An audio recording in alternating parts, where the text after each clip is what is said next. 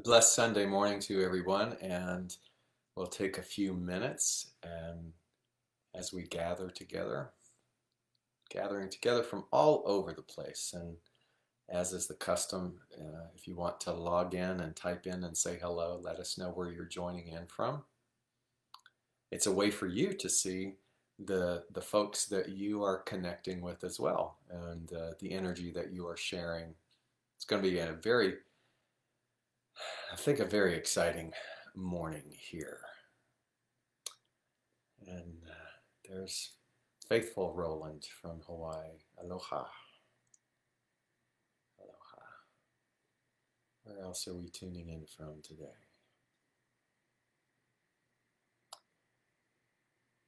I hope this is this last Sunday of August is finding you well. And there is Bob and Jamie from Las Vegas. Thank you so much. Doris from Southern California. Welcome and welcome.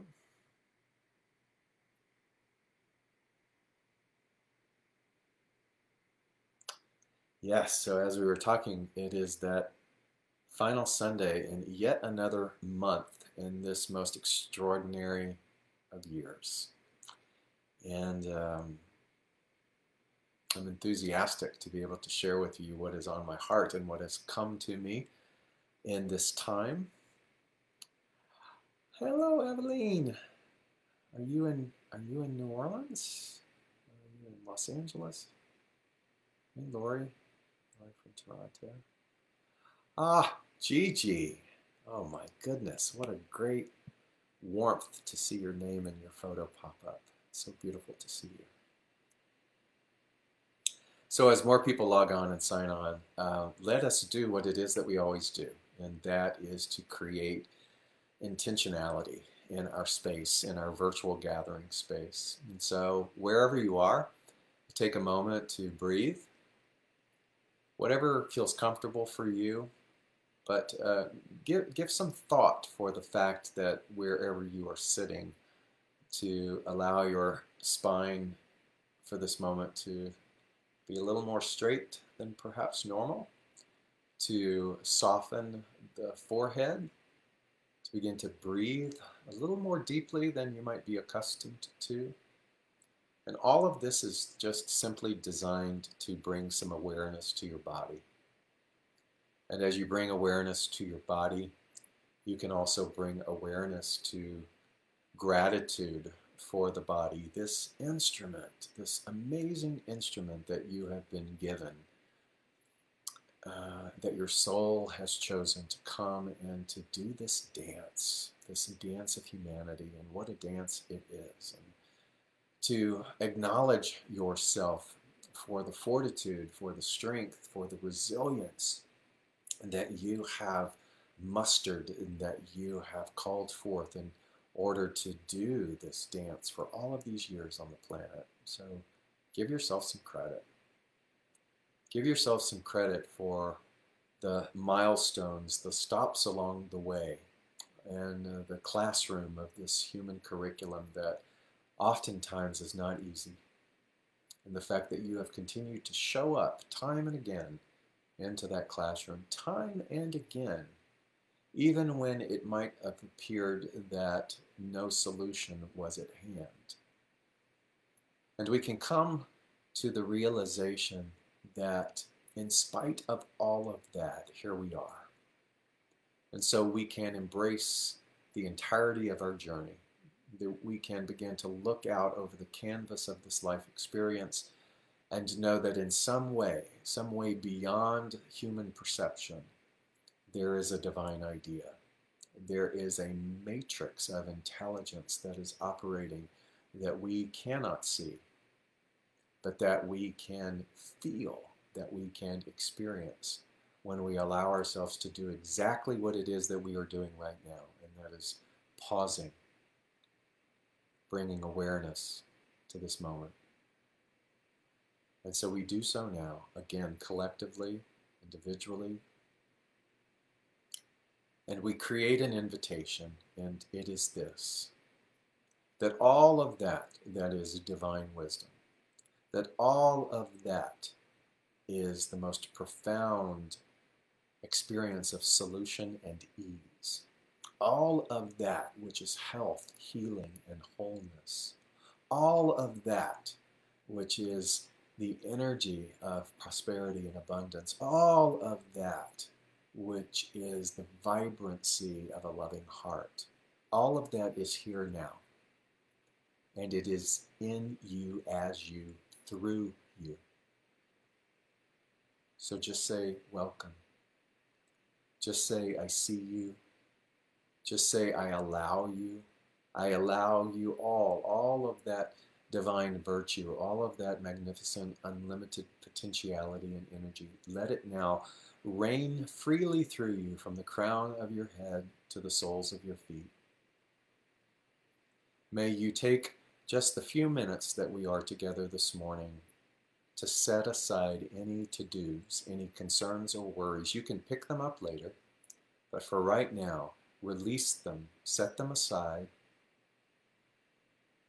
and let us pray in our invocation that we hear with the ears of spirit, and that our heart beats with the vibratory pulsing of that which is divine love. And may the vessel of our physical body feel connected to all of those who are joining in together at this moment. May it be so real that it is undeniable.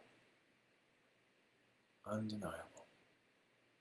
And it is with this prayer now that we give thanks for this time together. It is in this prayer that we already know that our words as they are spoken are already revealed, because the prayer is already answered even before it is uttered.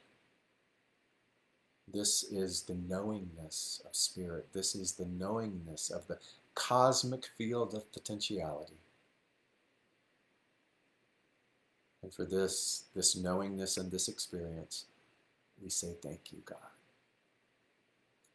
Taking a deep breath in, together we say, and so it is. Ashe. Amen. Good morning, good morning, good morning. Wow, look at these beautiful people. Hello, hello. Thank you so much. So, what did I title this today? I said, when life hands you dirt, plant seeds.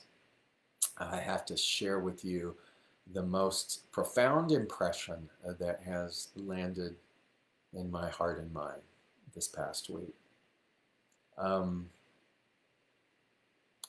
So again, let me remind you to just listen with an open heart. So I was reflecting on in meditation our time together on the planet.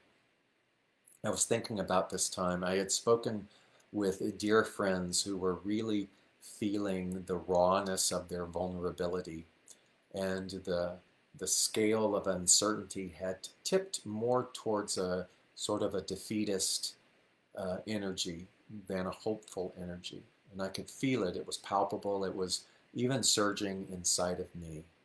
I could feel the collective disruption of how all of that which we hold sacred and the things that we love being seemingly kept at bay, and how disconcerting that was for us as a species. I could feel it all. And as I was sitting in my meditation thinking about that, I was overcome with this visional awareness. I don't know how else to explain it, but that the fact that by next spring, March of 2021, that all of this seeming challenge would dissolve, and that society and the world as we know it would go back to functioning as we were before.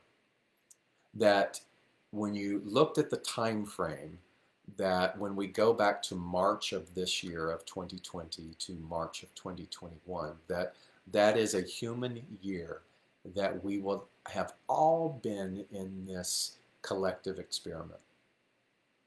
And I saw systems returning to normal, except it was a new normal. And I I saw a thrivability, I saw a renaissance, if you will, in the way in which humanity was engaged with one another. And I saw that those people who were using this 1 year window of time to begin to create their own personal conscious disruptions. And by conscious disruptions, I mean that they really began to look at themselves and the stories that they had long held about their limitation, that they began to dissolve those stories. I began to see the identities that we held precious, we were actually beginning to willing to surrender. I began to see how the unconscious bias, the selfishness and fear of our preservations and of our titles and our possessions, that all the things that were locked in sort of this web of preservation and fear, all of that had either begun to dissolve or that we were willing to set them down and look at something different. I began to see all of this structure as it was begin to unfurl. And that everyone who was participating in that would in this spring of next year begin to reap a harvest, if you will, unprecedented. That this time was a time of gestation.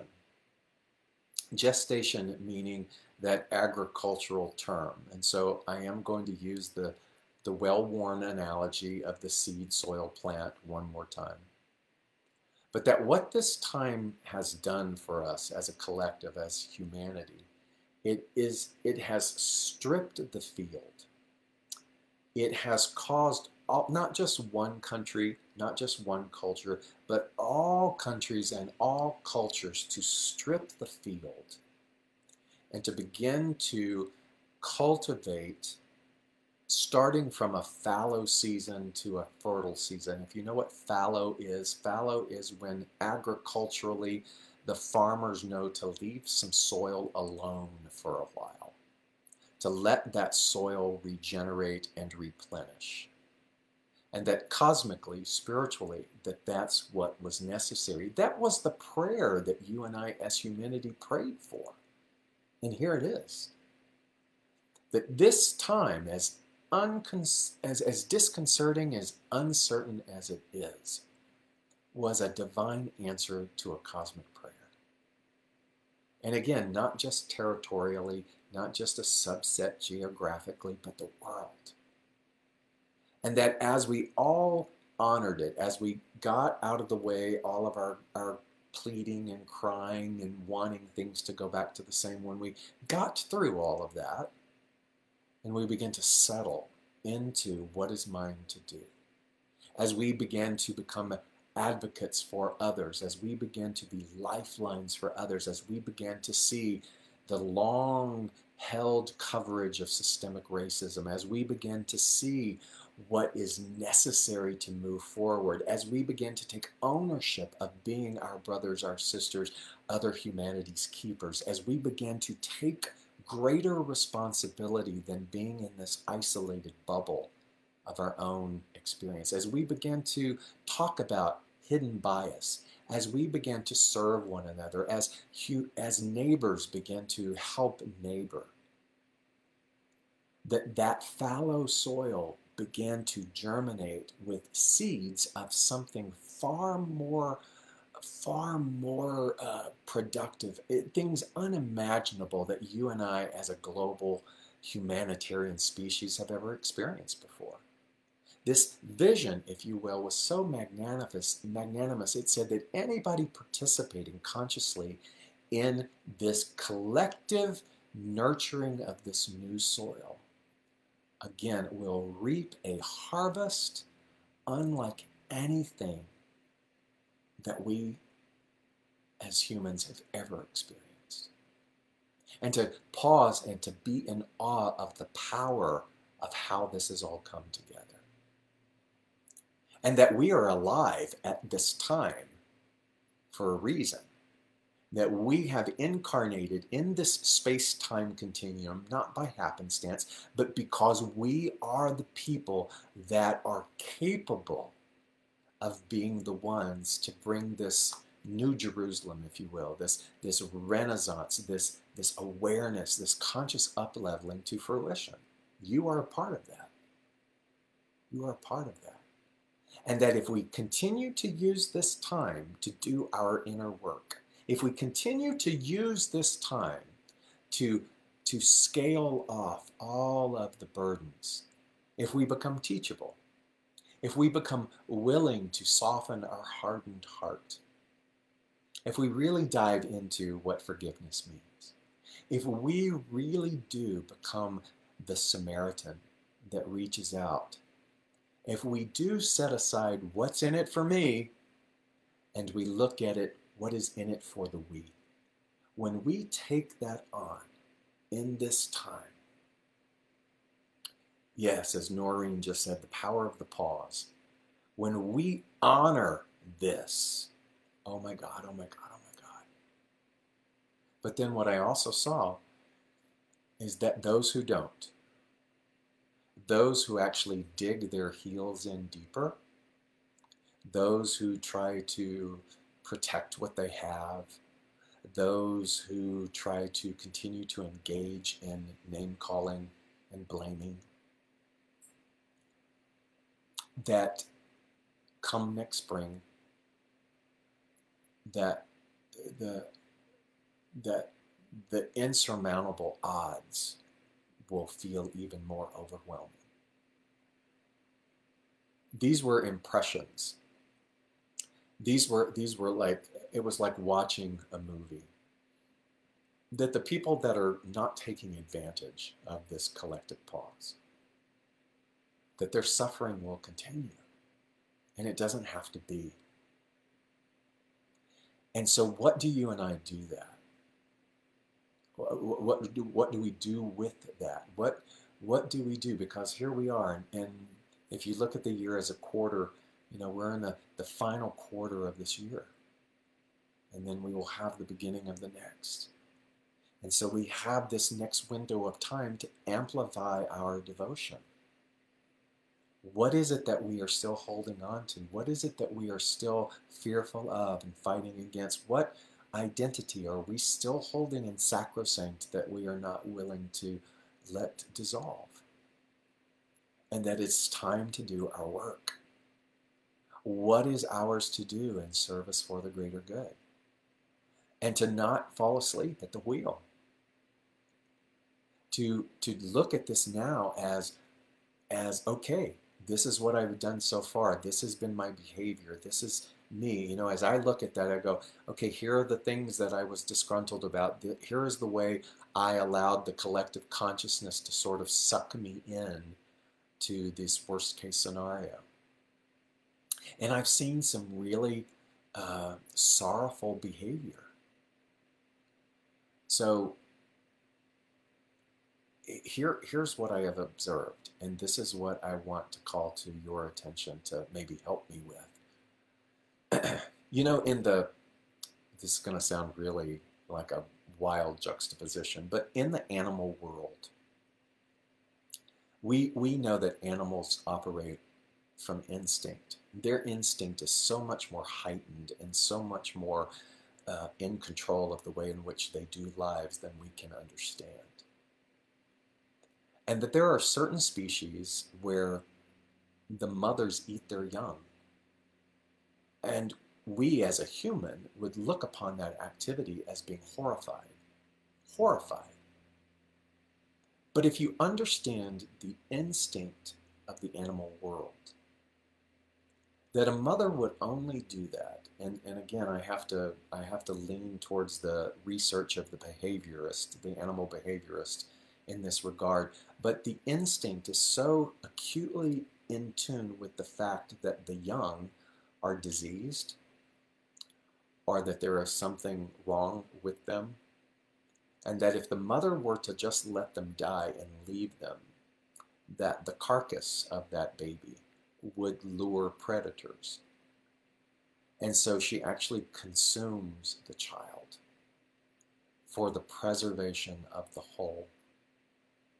And what we would term and label and look at as something absolutely horrible from that action is the preservation of the whole, the preservation of good. And so the animal is operating from an innate intelligence. Now I want to juxtapose that with us. Because what I have seen often is how spiritual people are attacking spiritual people. And what came to me is it's almost like we're eating our own. We're eating our young. I have read things within the last few weeks on social media where spiritual authors are saying that your love and light and your prayers are worthless, that your yoga sutras are worthless, that your path of devotion expressed this way or expressed that way is useless. And what you need to do is you need to wake up and you need to do it like this. And to me, that's a form of spiritual cannibalism. That's like telling other people that your way is the right way. And it is the same kind of thing that those that we are seduced to condemn, the other, are also doing. And really what it is a mirroring of behavior of creating and expanding that separation, that dualistic experience of us as humanity. And it breaks my heart. It breaks my heart, and it breaks it open, thankfully. It doesn't break it and then leave it damaged. It breaks it open. And there's a distinction between breaking your heart and breaking your heart open. And when you can allow your heart to be broken open, that is something that will fuel your advocacy. Don't run away from the experiences that will break your heart open. Look at them. Look at them. Go into them. But let them fuel your vision. Do not let them fuel your this, the us and them energy. And as we look at this soil that we are replenishing, it's here for you and I to learn that there is no us and them. Do you get that? There is no us and them. Everything that we are condemning, everything that we are raging at, again, is here. And I am not saying don't do anything. I am saying, oh my God, we are called to do something, but we must do it. We must advocate from that soil of regeneration. We must do it from such a deep-rooted knowing that whatever it is that we are lifting a hand to whatever pocket of suffering that there is, that we do so not from a place of righteousness, but from a place of compassion and love. And that we do pray for those that we seemingly are in opposition of. When was the last time that you genuinely, come on, when was the last time that you genuinely sat at your altar and you prayed? Not that they would see it the way that you see it, but that you prayed for their soul to find their light, to find their peace, and that the greater good of humanity would be revealed.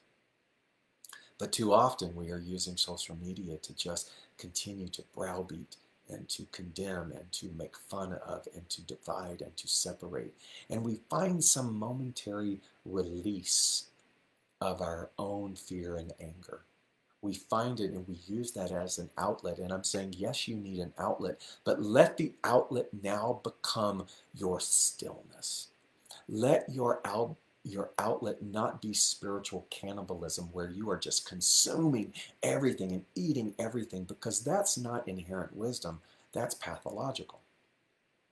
And there are spiritual people who are walking around engaging in a pathological consumption of other people in thinking that they are right. And this is not discounting the horrors of the world. This is saying the way in which you and I will walk into the lion's den is to become Daniel, is to become the consciousness of Daniel, who knew that they could enter into the lion's den with no fear of the lion eating them, but in knowing that they are at one with the consciousness of the lion. Here's the work. How will you do that? What will be your brand? So your brand's not going to be my brand. The way that you do that might be in just the circle of influence within your own blood family.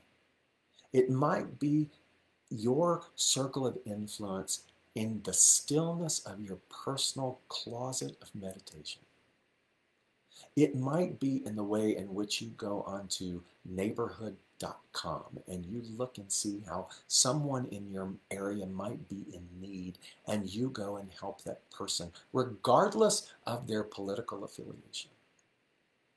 It might be the way in which you observe an essential worker who is browbeaten and emotionally tired, and you go and you bring them a meal, or you find some way to help them. That is just as powerful as if you had $1 million to up-level the education of impoverished children. There is no separation in the potency of that. And there is no separation in this soil, because we are all in the same soil. We're all in the same soil. And so do not, my friend, do not lose the powerful advantage of you being alive at this time. When you find yourself being lured into spiritual cannibalism, feed your hunger in another way. Feed your hunger in another way. Stay focused, stay focused, stay focused on your soil. Because we in human form are a part of what's called process.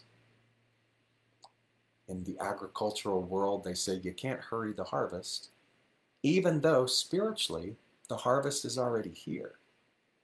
But part of this curriculum somehow involves process. There's wisdom in the process. There is wisdom in this gestation period that we are in. Become at one with that wisdom. Become at one with this process. If you need help, reach out and ask for help. If you have help to give, give that help. It's all of the same thing. And let me show you just a powerful insight. I was talking to a client. This client's daughter is in the corporate sector.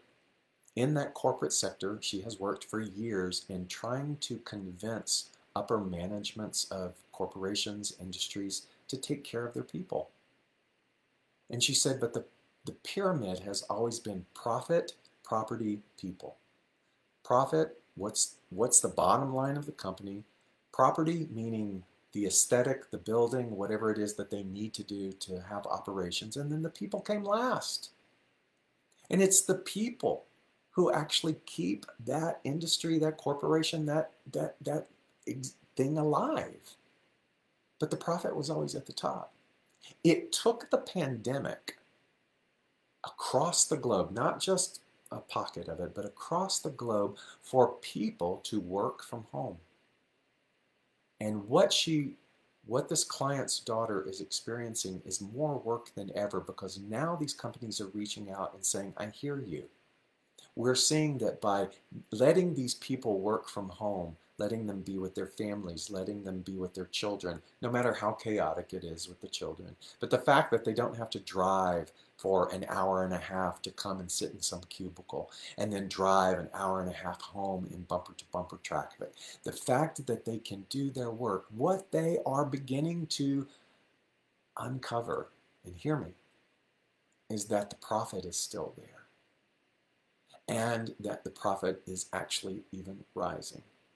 I don't know who these corporations are. I'm just telling you what my client said to me, and the fact that her daughter now is more busy than ever because these industries, these companies are reaching out to her and saying, okay, train us in how to love our people more. It's going on, whether you see that in the news or not. That would not have happened. That simply would not have happened. There would not been this geographical leveling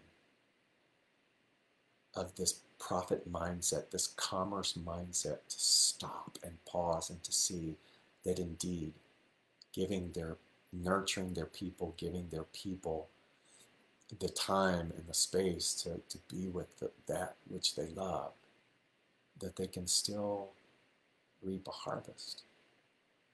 That's just one tiny sliver of what's going on. And there is other stuff going on that the news would have you say is out of control and that it's all hell. But there are other things going on. And it's not denying the hell part. Again, as I repeat, this isn't about you sequestering yourself from the world. It's about you being your Daniel and walking into the lion's den. We need you. The world needs you. Oh my God. It's amazing. Do not lose sight. Do not lose hope. Do not close your heart. When life hands us dirt, plant seeds. Keep planting seeds. Keep planting seeds. I love you so much. You know where to find me. Thank you for supporting me. Thank you for helping me. Thank you for continuously planting seeds. And I know I have mentioned on here for the last couple of weeks about a wisdom school coming up. It is coming. I was waiting for my website redesign to be completed. It looks like that's going to be postponed. So everybody who's reached out and asked me about that, I will get to you, I promise now, by Monday or Tuesday, because I'm reducing and simplifying what that will look like. And it's all good. And I can't wait to be with you in a more extensive environment. Go, maximize this day. Love one another. I love you. I'll see you next week.